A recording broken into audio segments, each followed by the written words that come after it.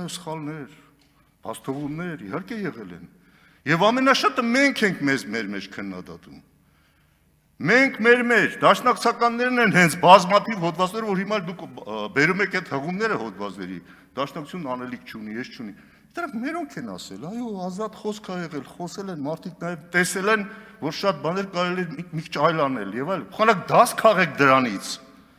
Տեսնեք ինչն է, որ կարևոր է պետքա պահել, որ այսօր էլ ենք հասել այս վիճակին, հիմա կասեմ։ Դուք դրել եք ուզում եք ցածը չորի հետ խառնած, թափել պտուղնել պտղաջրի հետ։ Եք թափեք, բան չեք ունենա։ Կկորցնեք այն ինչ-որ դաշնակցությունը առաջի հանրապետությունը ստեղծելով գոնե ունեցել ենք էս։ Էս էլ ենք հիմա կորցնելու։ Հիմա Հակոբ Մովսեսը, այո, ճիշտ է ասում, 60 տարի ժողովուրդը սպասել է, ես Հակոբ Մովսեսին եմ այդտեղ դիտում, ժողովրդի մեջ սպասել է դաշնակցությանը։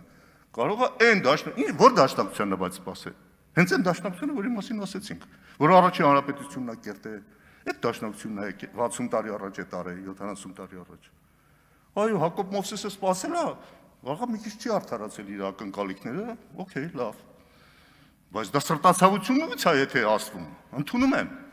Բայց եթե ասում եք, որ մերժեք են ինչ որ տեղի ունեցել 70 տարի առաջ եւ դաշնակցությունը 70 տարի, ինչ արե։ Այդպես չի ասում, չէ Հակոբ Մովսեսը, այդպես չեն սպասել։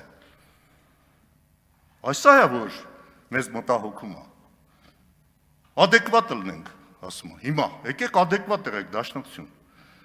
Ինչին ադեկվատ լինենք։ Դաշնակցության տեսակը գիտեք ինչ ասում։ Դաշնակցության տեսակը հետեւյալ սկզբունքի վրա է հիմնված։ Պարզ, շատ պարզ սկզբունք է։ Համակերպվել նրան, ինչը փոխել պետք չէ, փոխել այն, ինչին հնարավոր չէ համակերպվել։ Էսա դաշնակցության տեսակը։ Եվ սա դաստիարակել է պետք ամեն հայի մեջ։ Ինչը ես փոխեմ, իմ տեսակը փոխեմ։